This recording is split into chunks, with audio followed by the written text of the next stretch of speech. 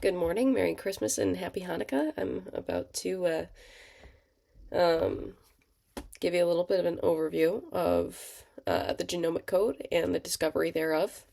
Excuse the Christmas pajamas.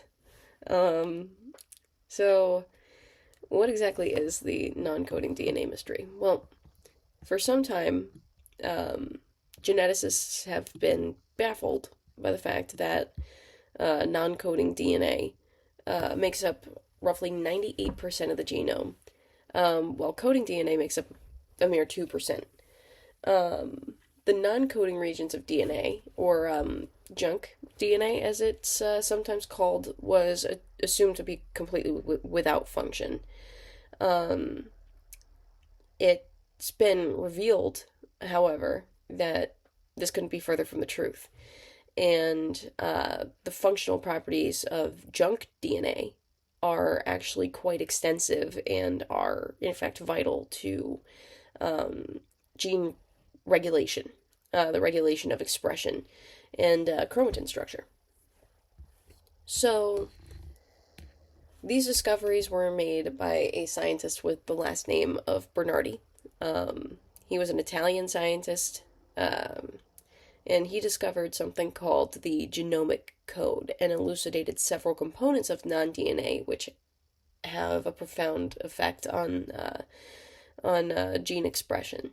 Bernardi found that isochores, which have close to uniform guanine and cytosine composition, contain oligoguanine sequences, which are responsible for altering the DNA structure via folding, and discovered that there are even isochores containing a lower concentration of guanine and cytosine, which rely on oligoadenine sequences to change conformation.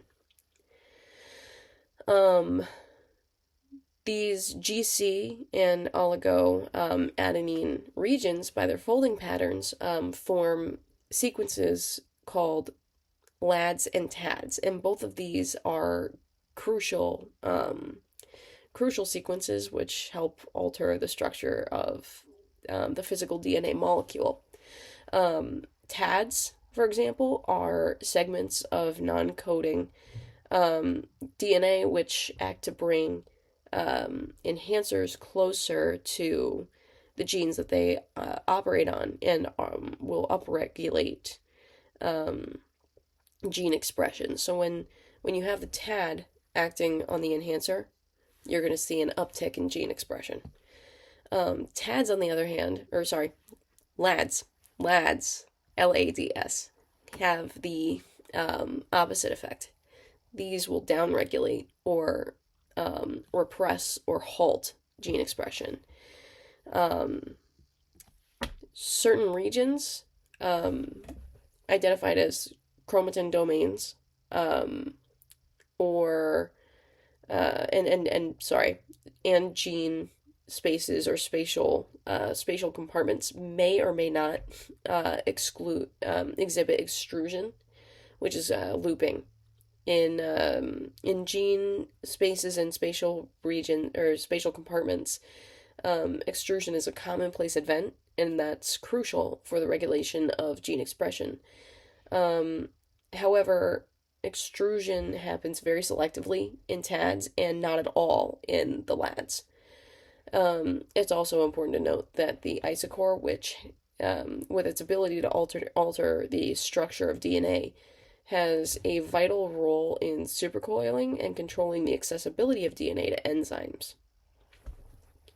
Um, and this was pretty amazing to me because I remember learning in high school about non coding DNA. And back then, the function associated with 98% of the genome was completely unknown and assumed to even be non existent. I specifically remember my AP biology teacher telling us it's just junk. And these findings completely alter the scientific community's understanding of the human genome and how it operates. Specifically, our understanding of gene regulation and epigenetics, which is how certain cells only express certain genes according to their cell type, and how gene expression is altered by their environment, etc., has been completely revolutionized.